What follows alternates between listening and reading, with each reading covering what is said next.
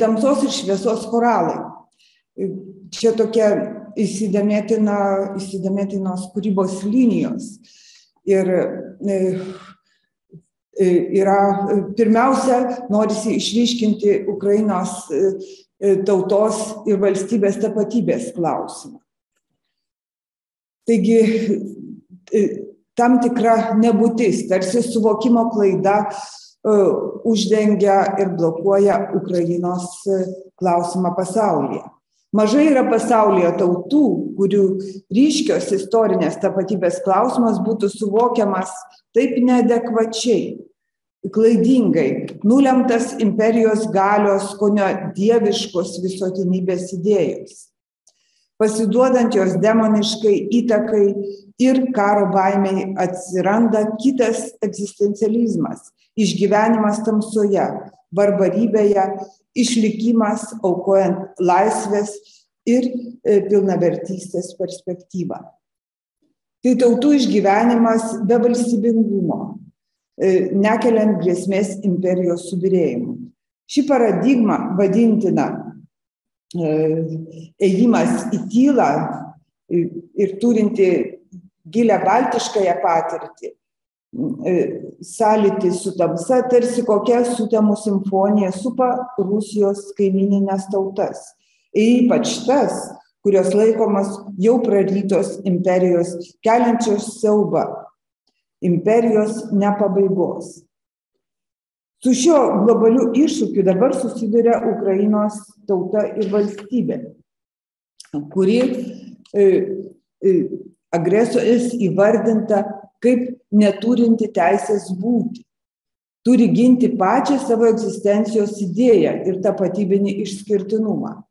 Tai ypatingos 21 amžiaus istorijos iššūkis, posūkis į ateitį arba į pabaigą, keičiantis tūkstantmečio paradigmą apie nekvestionuojamą imperijos galią. Šviesa arba tamsa tampa visuotiniu išgyvenimo klausimu. Tai atrodo keistai, neadekvačiai 21 amžiuje. Panirimas į tamsą.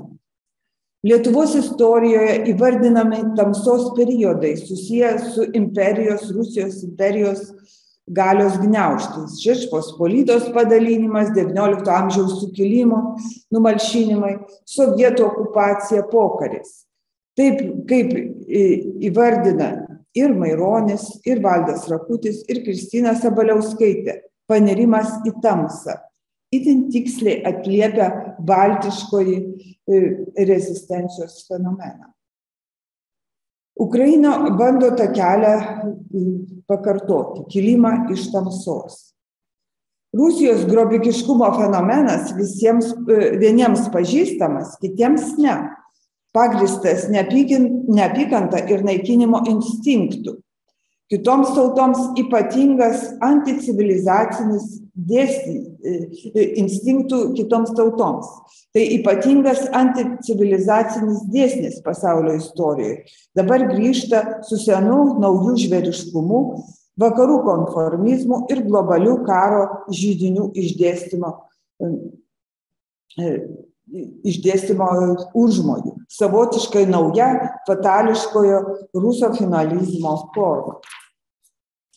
Ukrainos tapatybės klausimas, dar trapus egzistencinis kilimo vingis atsiveria nauja visuotinybės spaudimo atlaikymo forma, susiduria su senais ir kvailais istoriografiniais išmislais, įvairiais hibridiniais trikdžiais ir fiziniu naikinimu. Tai bandomas paneigti per visuotinybės neižvalgumą įsigalėjęs Ukrainos kaip Rusijos bendrakūnio įvaizdis, tiesiog Ukrainos išnykimas imperijos absurdo tuštumų bendrijoje. Ši tapatybės nebuvimo paradigma yra giliai įsiskverbusi per šimtmečius net į pačių ukrainiečių savivoką ir kūrybinę sąmonę. Ypač tai yra pažeidžiama per literatūrą ir kalbą. Pasirinkę rusų kalbą, genialūs ukrainiečių rašytojai, kaip Nikola Gogolis, tapę pasaulio kultūros dalimi, nuskriaudė ir save, ir savo tautą, galiausiai asmeniškai susinaikino, paniro į tamsą, beprotybės chaosą ir nebūtį. Toj savižudiška destrukcija visgi jau nebuvo visuotina, turėjo ir alternatyvą, atpažintą tautai svarbų kelią, Taraso Ševčenkos atvejis. Šie sudėtingi tautos dvasios kūrybingumo ir naikinimosi klausimai iš dalies ir toliau maitina vakarų pasaulio vaizduotę, sąmoningąją vaizduotę, Ukrainos tapatybės klausimą. Istorijos nepabaiga. 20 amžiaus pabaigos Ukrainos nepriklausomybės paskelbimas sugriuvus Sovietų imperijai sukėlė naują rusų pasaulio idėjos nešėjų isterijos bangą. Čia ypač pasižymėjo nobelistas Josifas Brodskis. Savo 91 metų eilėraščių Ukrainos nepriklausomybei, kurio tada jo artimas bičiulis Tomas Venclova patarė niekam nerodyti, visgi jis buvo perskaitytas Amerikos emigrantų sambūryje, žydų bendruomenės centre ir kažkieno nufilmuotas. Šis eilėraštis atvėrė širdyje ruso savimonę žaizdą, greičiau net lygą, rasizmą, gyvulišką neapykantą tautai, jos niekinimą, kuris dabar neįsivaizduojamas nemažiausiai laukinių vandenino saulų tautelė, lygos kompleksą, fenomeną ir dabar masiškai žalojantį protus. Tai tokį tuštumos fenomeną. O šio rusiškojo fenomeno lyderiu tapo Vladimiras Putinas, pareiškęs, kad Ukrainos nėra. Ir 22 metais, vasario 24, pradėjęs bombarduoti gražųjį laisvę jau balsuojantį 1000-metį Kijevą. Taip atsivėrė istorijos nepabaiga, užmiršta visuotina karo legitimizacija su savo maldavimais, ginklų prašymais, mažais fronto poslinkiais, nepavykusiais kontrapuolimais, pavykusiomis masinėmis žudynėmis ir kankinimais, nuo demonizmo pakraupusiais globalios sąmonės stigmomis ir įstrigimų tamsoje. Ir nauja civilizacijų sankirta, kitų karų, kita paradigma artimuosiuose rytuose, nors gelminiai susijusi. Ir kol ieškoma įrodymų, Ukrainos tapatybė veriasi kaip nesuvokimas, skaudi tema, iš dalies tęsdama šimtmečių šleifą ir judėjišką pasaulio istorijos liniją. Lietuva yra tiesioginė šios tamsos šviesos kovos dramos dalyvė. Dabar matomi pirmi jos atspindžiai muzikoje. Tai dar tik šviesos ieškojimas, vis panyrant į tamsą, cituojant Valdą Rakutį, išryškinantis visuotiną netikėjimą Ukrainos pergalę. Šviesos ar tamsos choralas. Nors lietuvių kompozitorių sąmoningoji vaizduotė yra itin susieta su ukrainiečių kančia ir kova, tačiau brendama į savotišką kūrybos erdvės posovietinę potrauminę būseną, liūdesio laukus, atsilaikymo variantus, transcendentinius peizažus, tikrovės alternatyvas. Taip gimsta gausmo spektrų dramaturgija, savotiška pasaulio katastrofų fotografija muzikos vaizdinyje. Šis paveikslas veriasi jau ir ankstesniais prieškario metais, susijęs su įvairiomis pasaulio susinaikinimo temomis ir dabar dar įgyja naujų bruožų ir konkretumo. Kalbu apie Mykolo Natalevičiaus, vadinamojo naujojo sakralumo atstovų kūrybą, jo kūrinius Karačiai, simfoniniam orkestrui 2015 metų, apie radioaktyvau atliekomis užterštą stebuklingo grožio ežerą, virtusi pilka monstriška zona. Apie kūrinį United Airlines, apie Amerikos avialinijų lėktuvo katastrofą, kurioje buvo išgyvenusi, apie Gas Flare 22 metų, apie ekologinę pasaulio katastrofą, kurią lemia naftos išgavimas deginant dujas Afrikoje ir kitur. Ši visuotinio susinaikinimo tema dabar savaip naujai susiliejo su Ukrainos išlikimo tema. 23 rudenį atsiranda naujas Natalevičiaus kūrinys vargonams, blėstančios šviesos choralas. Ir čia tarsi Ukrainos kontrapuolime norisi stipresnių postūmių, garso dinamizmo, akivaizdesnių linijų proveržio, tikėjimo šviesa. Tarsi minčių sankirtose vyksta diskursų karas, žiebiasi prošvaistės kelyje, bet ne į tikėjimą pergalę, dar ne pačia jos tikroviškumo paraiška, bet galbūt tikėjimų jos užuomazgomis. Ir vėl panyrama į tamsą. Prasideda sunkus, slegiantis diskursas. Laikas sustoja gedulingose procesijose, neįmanomose suvokti šaižiuose platybėse, kirčiuose, žemių juodume. Taigi čia atsiranda konkretus, įdomus disputas su autoriu, neišspręstas.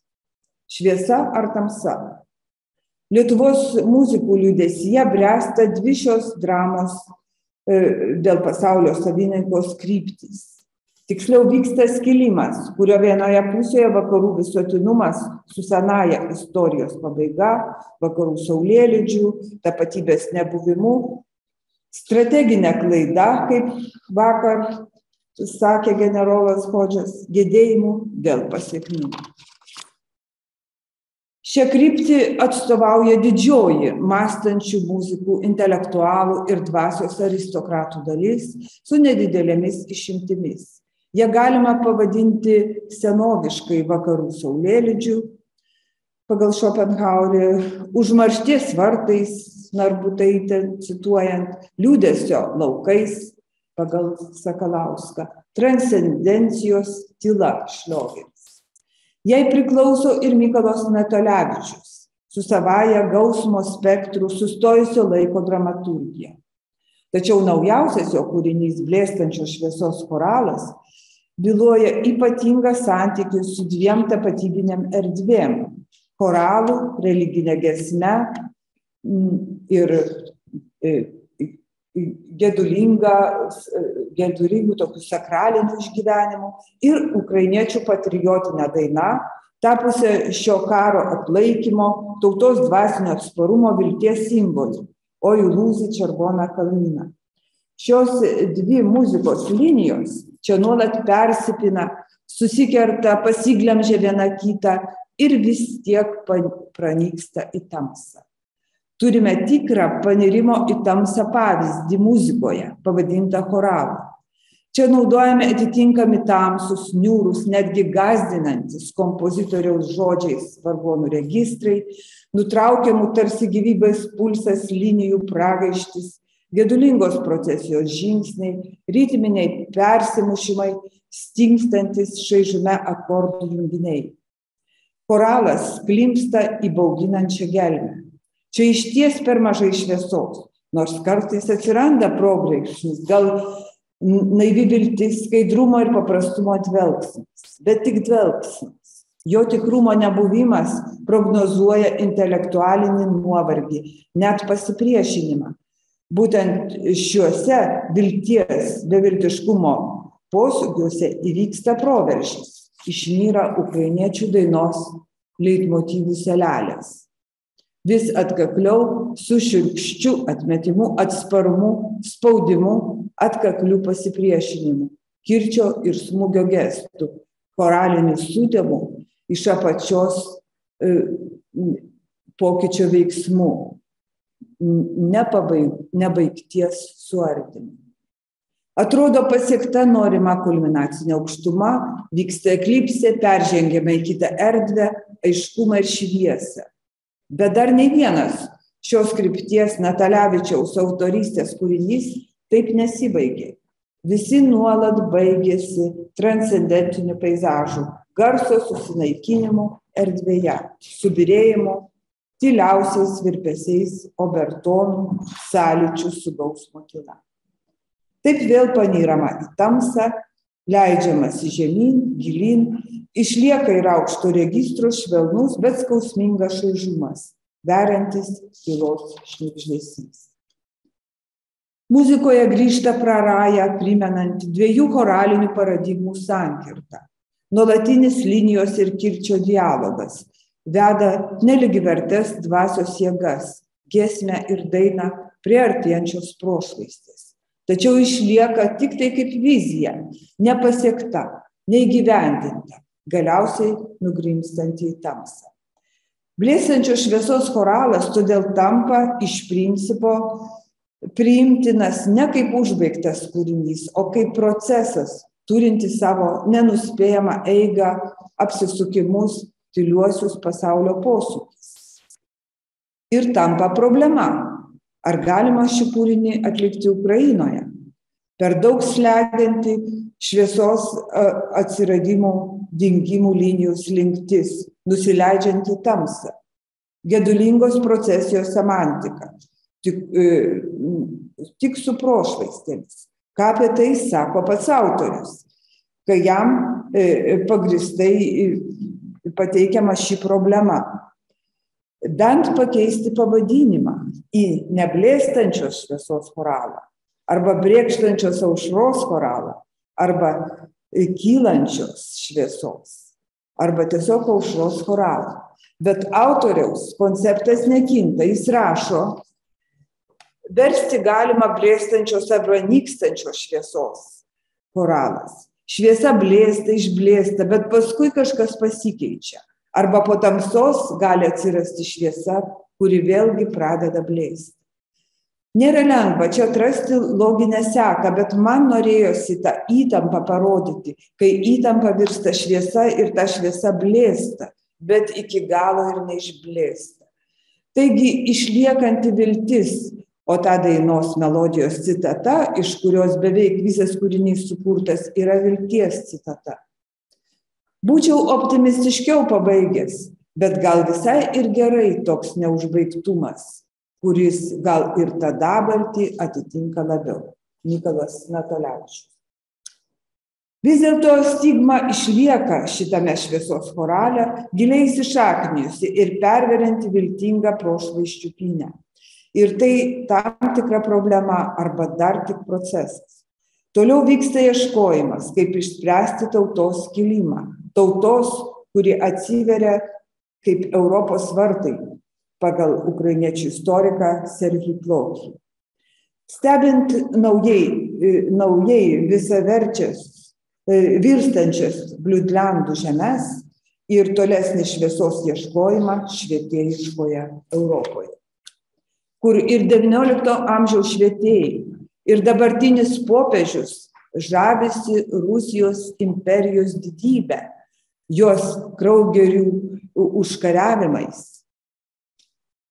Bet ir čia norisi padėti daugtaškį. Tačiau yra tam tikras netikėtumas. Yra dar vienas, nors viešai nepastebėtas kūrinys, neįtikėtinas visame šiame Europos virpėjimo ir Amerikos sąstingio kontekste. Tai kompozitoriaus, kuris atrodo paniręs į vienatvės liūdesius, improvizuoja fortepijonu ir vis dar tarsi ieško savo kelio, Tomo Juzeliūno, mūsų klasiko Juliaus Juzeliūno sūnaus preliudas. Tomas Juzeliūnas savo kūrybą yra išlikęs lietuvių šiuolaikinės muzikos pagrindinių srovių paribiuose, minčių refleksijose, tiesiog jų fone, plaukiančiame melodiniuose prisiminimuose. Ir vienas jų tokių improvizacijų yra šis preliudas, tarsi netyčia išsprūdęs labai lemtingų laikų, pavadintas mėlynai geltonas preliudas. Jis atveria lietuviškai muzikai beveik nepažįstamą, jokius konceptus neįtelpančią vilties bangą.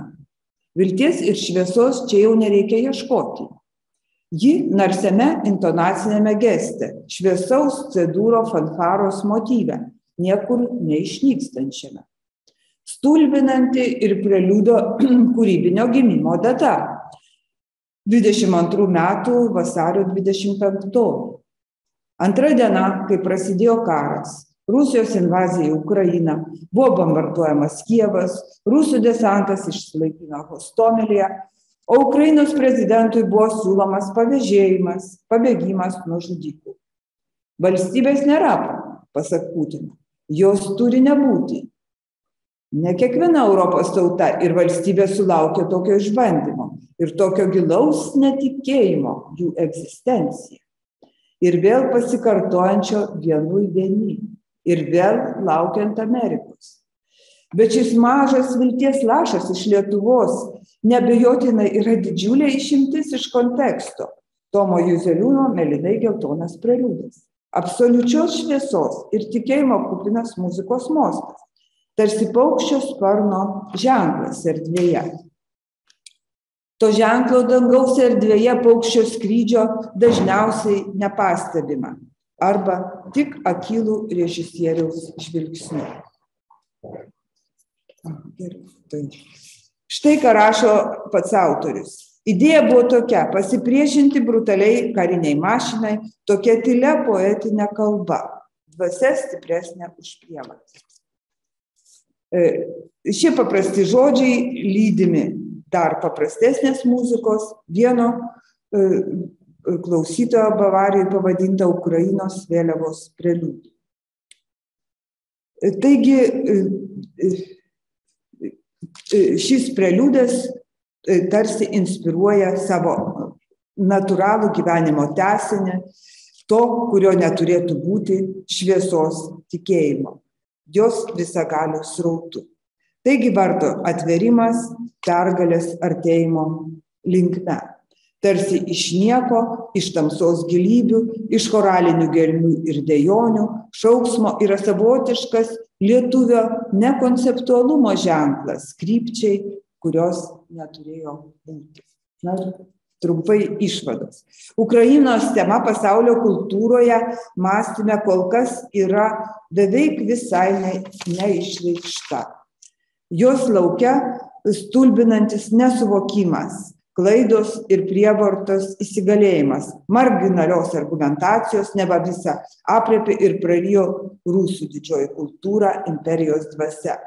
Jos didybės magija pasiduodama net giliausių mąstytojų, netgi katalikų bažnyčios galvos. Tampa beveik neįmanoma ginti Ukrainos tapatybės ypatingumą. Ir Europos Rusijos išdavysčių kolizija senai yra Lietuvos, Lenkijos drama. Todėl šios valstybės yra ypatingai suinteresuotos Ukrainos valstybiniu, tapatybiniu ir dvasiniu išlikimu, į tai įsitraukia kaip į savo egzistencijos gynimą, taip pat ir kultūroje. Tačiau procesas dar pernelyg subtilus, atsargus ir skausmingas, įsivyravę sąlyčio su tamsa archetipai. Nežiūrint jau beveik 2 metus vykstančio agresyvėjančio Rusijos karo Ukrainos, tema nėra pakankamai aktualizuota pasaulio sąmonėje, vyksta eilinė šliaužianti Europos dalies ne arba atidavimo barbariškai imperijai, eskaluojant karą iki pasaulinio eklipsė. Atsisakant priimti struktūrinius užkardymo sprendimus. Ir muzikoje šis slinktis į tamsą vyksta, šis slinktis į tamsą arba į ribiškumą. Naujoji laiko drama tiksliai jaučiama Lietuvoje ir atsispindi muzikoje. Kol kas tai 2 paradigminės kryptis: konceptualioji tamsa ir atsitiktinai užklydusi iš kažkur šviesa. Šios 2 erdvės parodo tikėjimo ir netikėjimo Ukrainos valstybės išlikimų užuomazgas, pirmuosius žingsnius, proveržius, sakralinius įvaizdžius. Procesų dramaturgija čia yra praradusi savo struktūriškumą, sistematizmą ir koncentruota į vienumos gyvybės alsavimą. Galbūt ieškoma sprendimo, procesas tik prasidėjęs ir užstrigęs konceptualioj pasaulio praeity. Bet naujas istorijos nepabaigos gimimas jau brėkšta. Baltijos aušra keičia Ukrainos aušra, bet vis dar tik išlikęs koralo gelmės sąlytis su tamsa, archetipų virpėjimas prieš prasidedant procesas. Ačiū.